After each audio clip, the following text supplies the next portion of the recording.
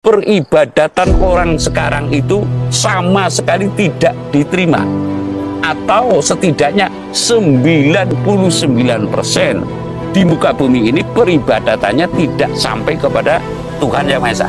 Sebuah perbuatan apapun ya yang manfaatnya sama sekali tidak untuk dirinya. Darmaning wajib. Artinya ngitung pawelinging kaki satu palon pamongno swantara tapi ulo salam yo atu bagyo isuko swantara. Salam mulia, Mbah. Salam mulia. Saya itu belum lama mengikuti channel Mbah. Nah, tapi sering saya mengamati Mbah itu ngendika laku darmaning wajib. Nah, saya pengen tahu dari Mbah sendiri laku darmaning wajib itu seperti apa, Mbah? Ngatan nggih. Nggih. Jangan. Nggih, Mbah.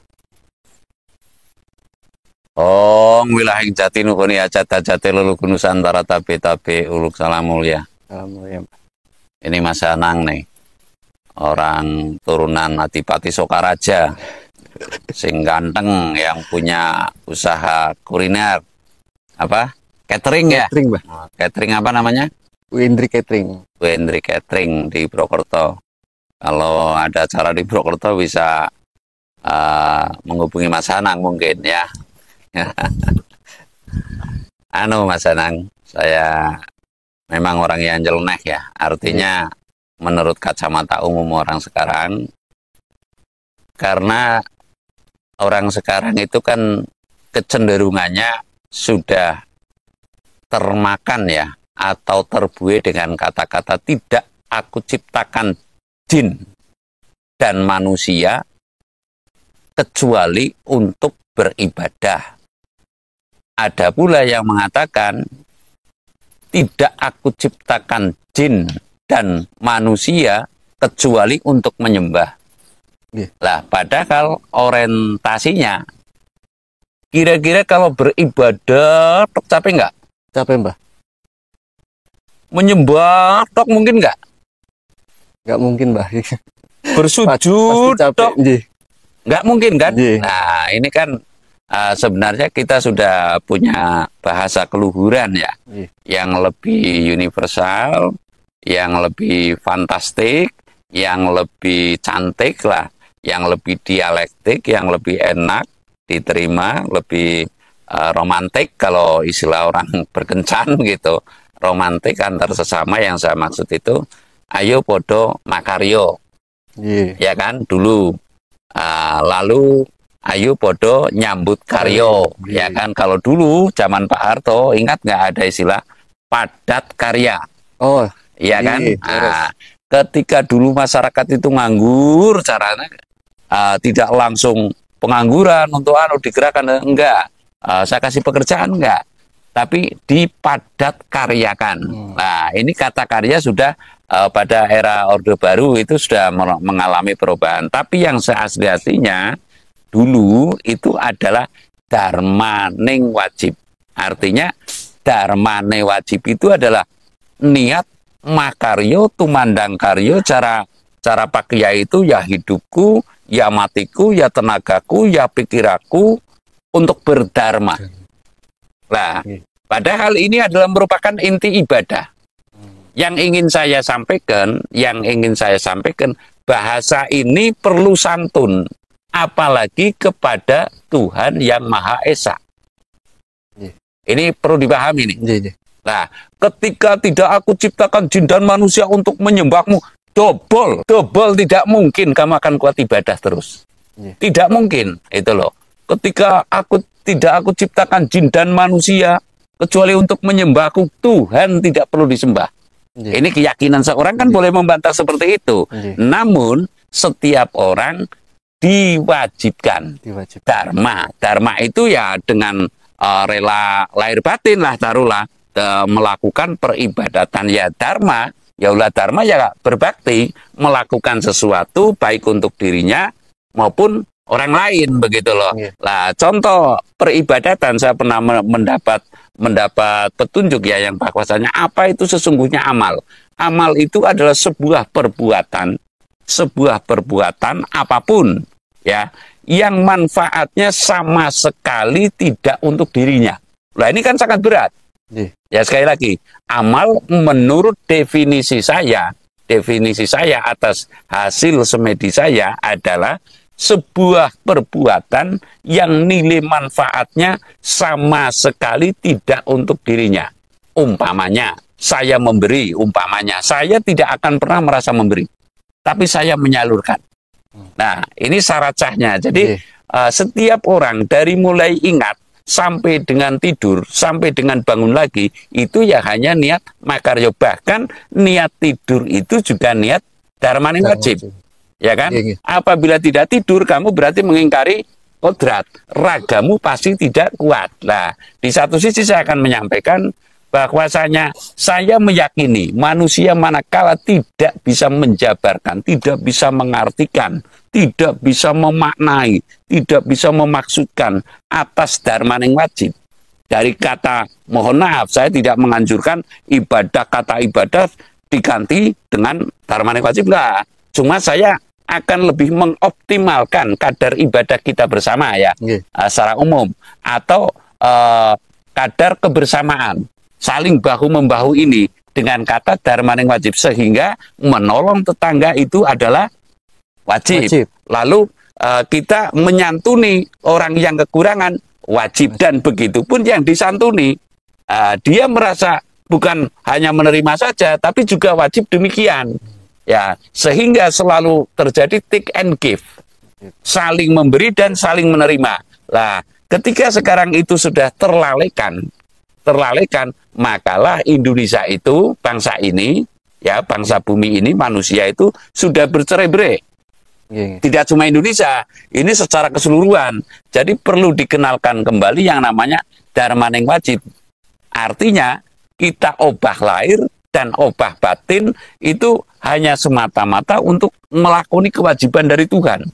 Kewajiban apa? Kewajiban prikemanusiaan, diteruskan yang adil, semestinya yang seimbang dan beradab. Lah sekarang telah, mohon maaf, nyaris terkikis habis oleh bahasa-bahasa agama lah secara terang-terangan itu, bahwa ini ibadah lah, terkotak-kotak lah yang namanya itu kan ibadahnya ya ke gereja, lalu ibadah saya ke masjid. Lalu ini, ibadah saya nggak di situ, nggak di gereja, ibadah saya di wihara, terus di pura, dan mohon maaf, ini tanah longsor saja, tanah bergerak itu kan sampai ada pura, masjid itu pada kegulung. Ya karena mungkin itu adalah yang tidak dikehendaki oleh Tuhan Yang Maha Esa. Makanya orang Jawa, Kapitayan yang asli tidak punya tempat ibadat. Karena apa? Di atas bumi kita itu untuk melaksanakan dharmaning wajib. Kita bisa membayangkan ya, berapa ribu atau berapa ratus ribu masjid di Indonesia itu, andai kata untuk mensejahterakan sesama, kira-kira bisa nggak? Nggak bisa, Mbak. Ya kan? Nah, namun kalau kita praktekkan sedekah untuk membangun masjid, yang saya maksud itu secara besar-besaran. Ketika untuk menolong orang yang tuna tanah, tuna rumah, lalu difasilitasi, artinya dikasih fasilitas untuk pekerjaan dan sebagainya, apa belikan bebek atau belikan kambing, itu pasti sayang-sayang. Nah, padahal ada imam sapa gitu yang mengatakan bahwa pidato atau pidato khotbah, ya khotbah bukan pidato, nanti saya keliru, khotbah Jumat yang paling singkat adalah memberi makan orang satu lebih baik daripada membangun masjid 1000 ibaratnya. Itu kan pernah. Lah inilah yang namanya ibadah ritual itu lebih diutamakan, tapi kontekstualnya nggak ada gitu. Akhirnya hanya omong-omong saja gitu. Saya sering mengatakan bahwasanya saya merasa ya, bukan saya pikir dan saya merasa juga bahwasanya kalau para pemuka agama sekarang diserai kondisi Indonesia yang demikian, doanya dikumpulkan, lintas agama pun tidak mungkin akan mampu karena tidak serta-merta disertai dengan tindakan nyata ya. Kalau tindakan nyatanya itu ada, mungkin boleh-boleh saja ya, doa itu bisa kabul itu kan ada syaratnya, mesti puasa, mesti banyak amalnya, kan seperti itu. Lah kalau kita cuma cerita-cerita terus nanti kiai ini dari sini pindah ke sini lalu mengundang anak yatim 1 atau 2 dikasih sarung umpamanya, dikasih uang, itu kan model sekarang. Lalu nanti IO-nya bikin apa, penonton gendong kan tahu itu bayaran. Jadi bayaran ya. Wah, biar ramai dan sebagainya nanti. Nah, kalau pas lagi hujan nggak ada yang laku, apa kiainya mau beli? Nggak mungkin lah, ya kan? Umpamanya Gus Ikdam, oke. Nanti pedagangnya nggak laku karena ini hujan, saya ganti rugi. Nggak mungkin, karena dia juga cari materi lah. Artinya ini adalah ngibadah syariat dikedepankan. Jadi intinya dharma ning wajib itu adalah manusia melakukan kewajiban untuk sesama dan untuk dirinya adalah wajib. Ini yang pokok. Tapi kalau kita pelintir lagi dalam artian kembali ke arah ini, nanti mungkin saya dianggapnya orang kafir. Dan saya akan mengatakan, Mas Anang, bahwasanya dengan kasunyatan yang demikian itu, saya meyakini bahwa secara ruhaniah peribadatan orang sekarang itu sama sekali tidak diterima. Atau setidaknya 99% di muka bumi ini peribadatannya tidak sampai kepada Tuhan Yang Maha Esa. Sekali lagi, karena tidak mengenal dharma yang wajib, saya meyakini 99% peribadatan para pemuka agama, para mohon maaf itu kan banyak kayak sekarang sultan baru itu loh. OKB, orang kaya baru ya, taruhlah orang kaya baru itu ya orang kaya baru lah. Taruhlah orang kaya baru, umpamanya Gus Ikdam itu orang kaya baru, umpamanya Rafli Afan tadi ya, itu orang kaya baru, ya banyak sekali orang kaya baru. Itu kan, wow, begini. Itu saya yakin peribadatannya tidak diterima. Karena apa? Bertabrakan antara jasmani dan rohani. Kalau saya mengatakan antara sukma dan raga, ini sukma ini tidak termunculkan sama sekali. Sifat sukma ini telah tertutup oleh popularitas. Jadi popularitas ini sekarang untuk mencari materi. Makanya banyak ya kayak Paramek lah, taruhlah kayak Oskadon Oye itu nanti dipromosikan, kiai dipromosikan tiap sekolah, ibaratnya nanti dalang dipromosikan lewat sekolah umpamanya lah. Jadi yang hakikat ini nggak ada lah. Pentingnya pengembalian marwah ini ya, nanti yang sopo temen bakal tinemu nantinya suro diro joyo ningkat suruh brato tapakeng ulah dharmastuti. Jadi kalau ini nanti, kalau yang saya katakan tidak ada yang berani dungkap karyo, artinya tidak berani mengungkap nukat gaib, membalik keadaan dengan kekuatan marwah ini. Apa itu marwah? Marwah itu adalah kumpulan energi sakutu-kutu walangatogo dari alam langit ya, triluko, lalu madya langit, lalu alam bumi dimanunggalkan sehingga bersinergi antara kegaiban dan gerakan manusia ini nanti akan mengubah keadaan atau yang mungkin banyak mengatakan itu, wah itu ilmu mistik ya. Ini ilmu kebalik yang di luar nalar nanti akan terjadilah kekuatan marwah ini nanti yang akan bisa mengubah keadaan bahwasanya lah kiai rame-rame untuk apa?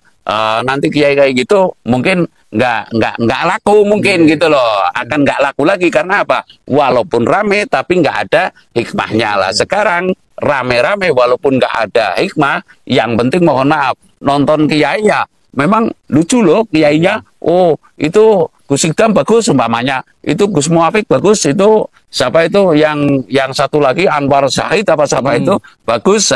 Lucu dan sebagainya, namun tindakan nyatanya saya yakin tidak mungkin akan bisa mengubah keadaan dari yang buruk menjadi baik. Karena apa? Masing-masing oncor-oncoran, masing-masing masih ketutup kepenginan, bukan kepada tujuan hidup. Saya rasa begitu.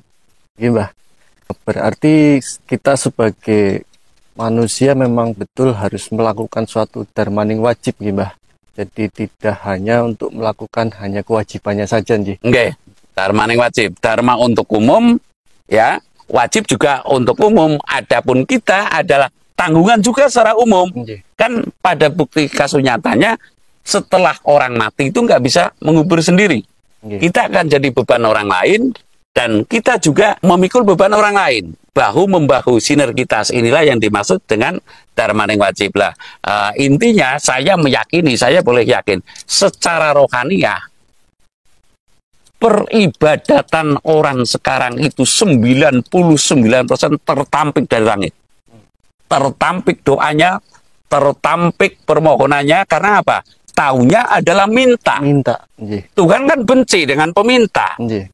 Yang namanya Mas Anang dari dalam kandungan nggak minta, dikasih nggak? Dikasih. Nggak cari makan, sudah dikasih makan. Nggak cari selimut, diselimuti dari dalam kandungan kan?